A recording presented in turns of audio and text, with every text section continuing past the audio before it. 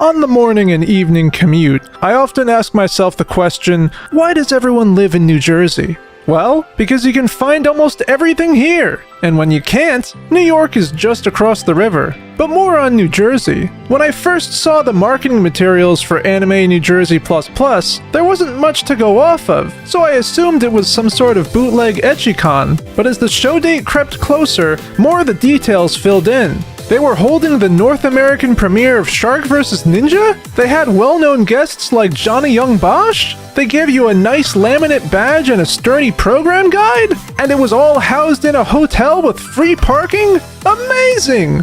With how professionally everything was done, you'd think that this would be their 5th odd year doing this. But no, this is their 1st year. Take that all in for a moment. Day 1 went off without a hitch. Despite being a smaller space, it never felt lacking. Artist Alley featured some brilliant artists, most of whom are on the same caliber as those you'd see at Anime New York City. Across the hall, the dealer's room offered official merch, confirmed, and a concerning amount of Funko Pops, not pictured here. The video game room had a varied assortment of multiplayer fighting games, and even a TCG section for those interested. Not to mention, there was a wide variety of panels and main events sprinkled throughout the day. There's really a little bit of everything here. Best of all, no lines! With Anime New York City and its crowd still fresh on my mind, Anime New Jersey was a nice...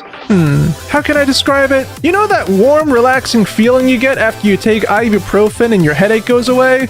Anime New Jersey was like that feeling of relief after suffering through a New York-induced migraine. So how did this happen? How does a brand new anime con stick the landing?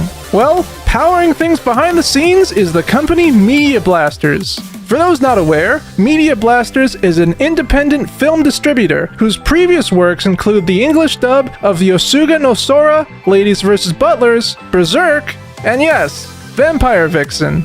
It's high profile enough that other established anime cons like Castle Point Anime and DerpyCon took notice. I got to speak with the organizer John Cirabella for an impromptu interview. Well, the Plus Plus is actually a funny story. I was an old programmer back in the day, and I used to program in C++. So what we're trying to say is that it's not just anime. Plus Plus represents the other stuff too.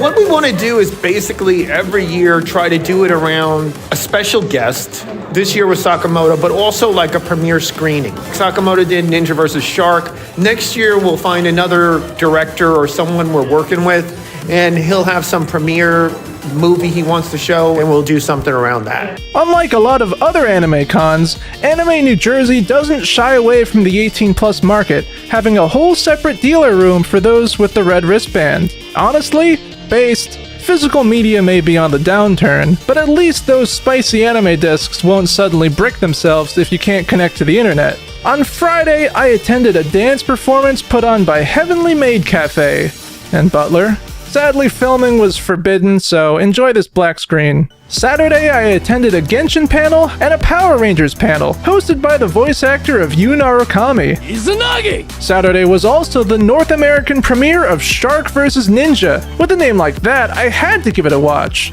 Let me tell you, it was wild. Had some really funny lines too. Personally, it's not my cup of tea, but I can tell a lot of work went into it. On Sunday, I attended a presentation put on by JET alums, and confirmed that I definitely don't want to be an English teacher in Japan.